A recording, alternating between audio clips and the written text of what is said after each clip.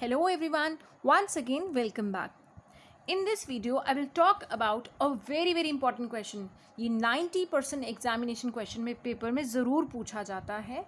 मैंने आपको income tax की फर्स्ट वीडियो में प्रीवियस ईयर और असेसमेंट ईयर का मतलब समझाते हुए एक फंडामेंटल बेसिक रूल बताया था कि हम एक साल इनकम अर्न करते हैं जिसे प्रीवियस ईयर कहते हैं और नेक्स्ट ईयर सक्सीडिंग ईयर में प्रीवियस ईयर में कमाई गई इनकम पर टैक्स देते हैं जिसे हम असेसमेंट ईयर कहते हैं. एक साल इनकम अर्न करी, अगले साल उस पर टैक्स दिया. ये एक बेसिक रूल है. But there are few exceptional situation, exceptional circumstances जहाँ पर इस बेसिक रूल को इग्नोर किया जाता है, तोड़ दिया जाता है.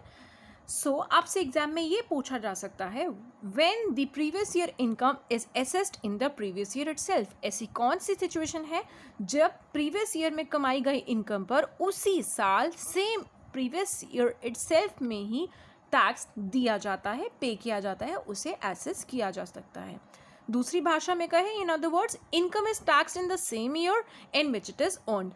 हमने जिस साल इनकम अर्न करी है उसी साल उसी सेम ईयर में उस पर टैक्स दे दिया जाएगा.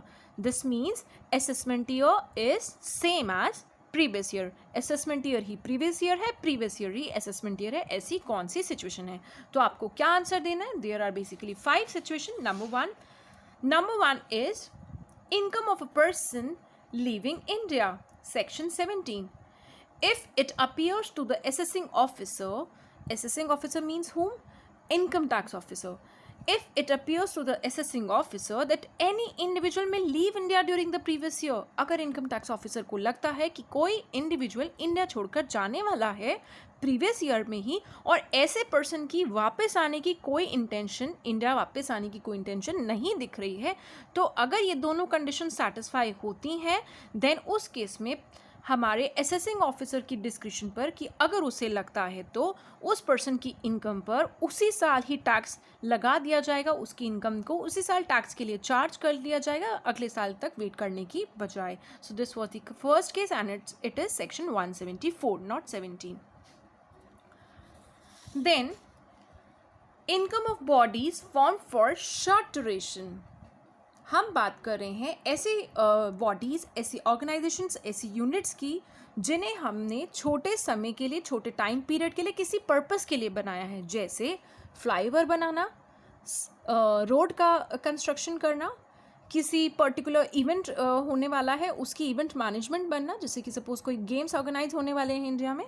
सो हम बात करें ऐसी ऑर्गेनाइजेशन, ऐसी बॉडीज़ की जो कि छोटे समय के लिए बनी है, किसी छोटे इवेंट या छोटे पर्पस के लिए बनी है और उस छोटे समय के पूरे हो जाने पर या उस इवेंट के सक्सेसफुली फुलफिल और कंप्लीट हो जाने पर वो यूनिट, वो ऑर्गेनाइजेशन बंद कर दी जाएगी. So if it appears to the assessing officer means income tax officer, that any association of person or body of individual or artificial judicial person, association of person जहाँ पर दो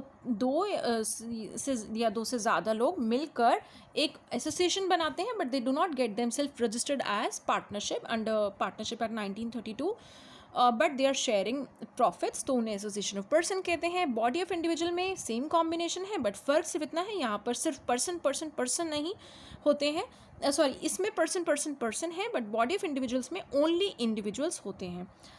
सो यहाँ पर एसोसिएशन पर्सन में it can be the combination of mister X, mister Y and ABC limited. 3 लोगों ने हाथ join किया and they have join their hands.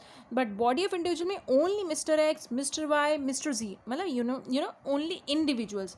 तो जब एसोसिएशन ऑफ पर्सन और बॉडी ऑफ इंडिविजुअल और आर्टिफिशियल जुडिशियल पर्सन किसी पर्पस के लिए, किसी इवेंट के लिए फॉर्म हुए हैं, इस्टेब्लिश हुए हैं, इनकॉर्पोरेट हुए हैं और ऐसी ऑर्गेनाइजेशन, ऐसी एसोसिएशन ऑफ पर्सन, ऐसी एंटिटी, ऐसी बॉडी ऑफ इंडिविजुअल डिसॉल्व होने वाली है उसी साल ही, तो अगर ये कंडीशन सेटिस्फाई होती हैं then income of the bodies form for short duration. इस तरह की बॉडीज़, इस तरह की ऑर्गेनाइजेशन, यूनिट्स, एंटिटीज़ जो कि छोटे समय के लिए बनी है उनकी इनकम पर चार्ज उसे प्रीवियस ईयर में ही लगा दिया जाएगा अगले साल तक वेट करने की बजाय, क्योंकि नेक्स्ट ईयर तो उनकी एंटिटी एग्जिस्ट ही नहीं करेगी, तो टैक्स लेंगे किससे? It will no more be in the any register, their name will be strike of.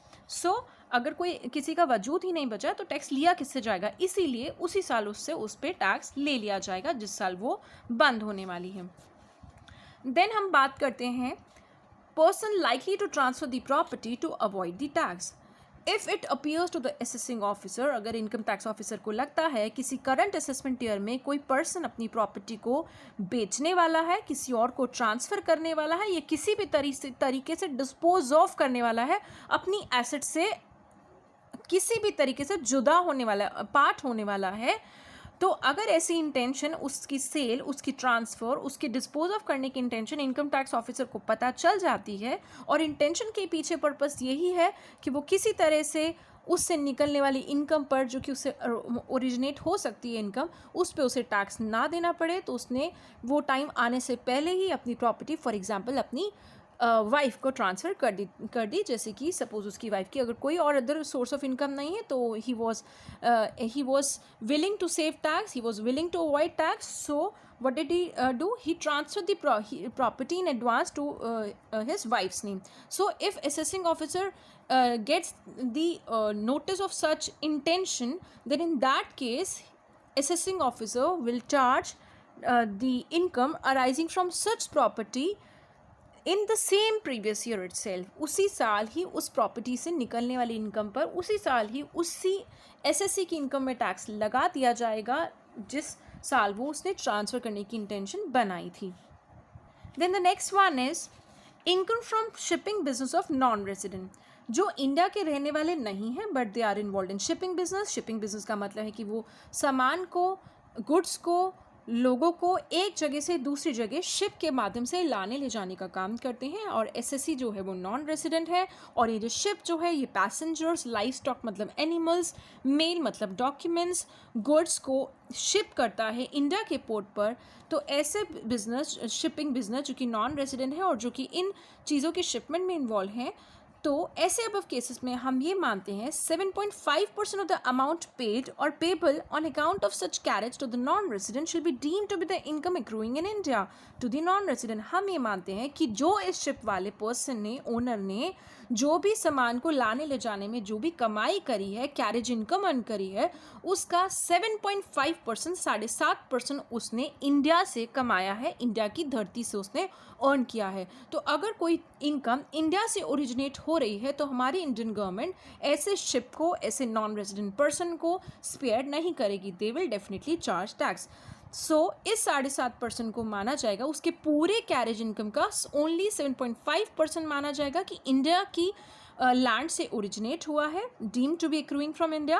And इस तरह की इनकम पर टैक्स जो है वो, the tax on such income is payable at the rates applicable to a foreign company. जो foreign company के rates मैंने आपको बताए हैं अपनी पिछली वीडियोस में, जहाँ पे मैंने स्लैब रेट बताई थी, तो जो फॉरेन कंपनी के रेट्स हैं उस रेट्स पर इस नॉन रेजिडेंटशिप को भी टैक्स देना पड़ेगा अपनी इस 7.5% इनकम पर। आई एम नॉट सेइंग कि 7.5% टैक्स है, आई एम सेइंग कि ये माना जाएगा कि पूरी इनकम का 7.5% उसने इंडिया से अर्न किया है। तो सपोज 1000 रुपीज़ अर्न करे हैं, तो 1000 रुपीज़ का 7.5% is 75 rupees.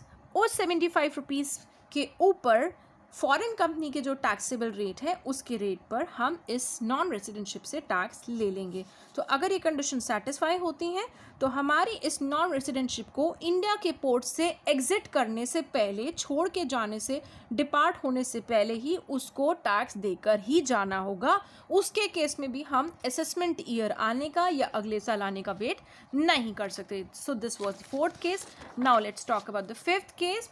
Fifth case is discontinued business. I am talking about a business जो कि बहुत सालों से चला आ रहा है। Section 176 of income tax act के हिसाब से अगर कोई बिजनेस, कोई प्रोफेशन एक साल डिसकॉन्टिन्यू हो गया है, सो पिछले साल की एक्सपायरी से, जो कि हो गया लास्ट 31 मार्च से लेकर, मतलब कि 1 अप्रैल से हम शुरू करेंगे, 1 अप्रैल से लेकर इस बिजनेस प्रोफेशन की डिसकॉन्टिन्यूशन तक की डेट के दौरान उसने जो भी इनकम अर्न करी है, असेसिंग ऑफिसर की डिस्क्रिशन पर, असेसिंग ऑफिसर को अगर लगता है तो उसकी इनकम पर चार्ज उसी साल लगा दिया जाएगा, अगले साल तक आने की बजाय। बिकॉज अगले साल जिस एंटिटी की वजूद ही एग्जिस्ट ही नहीं करता तो टैक्स लेंगे किससे? This business, this profession is an entity and it will no longer be existing next year. So इसको इसी साल ही टैक्स देना पड़ेगा जिस साल वो डिसकंटिन्यू हो रही है. अगले साल तक वेट नहीं करना है. For example, a business is discontinued on 16 अगस्त 2021. तो 2021 से पहले कौन सा प्रीवियस ईयर ख़त्म हुआ है? वो ख़त्म हुआ है 31 मार्च 2021. तो 1 अप्रैल 2021, 1 अप्रैल 2021 से 16 अगस्त 2021 के बीच में कमाई गई इनकम पर इसी साल 2021-22 में ही टैक्स देना पड़ेगा. हम 22-23 के आने का वेट नहीं कर सकते. So these were the 5 cases and you have to write all these 5 cases in case आपसे क्वेश्चन पूछा जाता है कि वो कौन से केसेस हैं जब प्रीवियस ईयर में कमाई गई इनकम पर प्रीवियस ईयर में ही टैक्स देना पड़ता है, या इनकम जिस साल कमाई जा रही है उसी साल ही उस पर टैक्स लगा दिया जाता है, या कह सकते हैं कि असेसमेंट ईयर प्रीवियस ईयर का सेम होता है. ऐसे कौन से 5 केसेस हैं? तो आपको ये 5 केसेस कोट करने हैं अलॉन्ग विद दिस सेक्शन, अगर आप याद कर सकें. अगर आप सेक्शन भूल जाते हैं तो गलत सेक्शन लिखने की गलती ना करें, उस केस में आप ना लिखें. सो अगर आप सेक्शन नहीं लिखते हैं तो आपके कोई मार्क्स नहीं कटेंगे. बट मैटर्स इज अगर आपने सेक्शन लिखा तो आपके टीचर पे एक अच्छा इंप्रेशन पड़ता है, नहीं लिखा तो doesn't matter. So that's it for this video. Do watch out my next video in which I'll be talking about the residential status, a very very important topic, and once again जिससे question exam में ज़रूर आना है. So do watch out, keep watching, stay connected. Bye bye for now.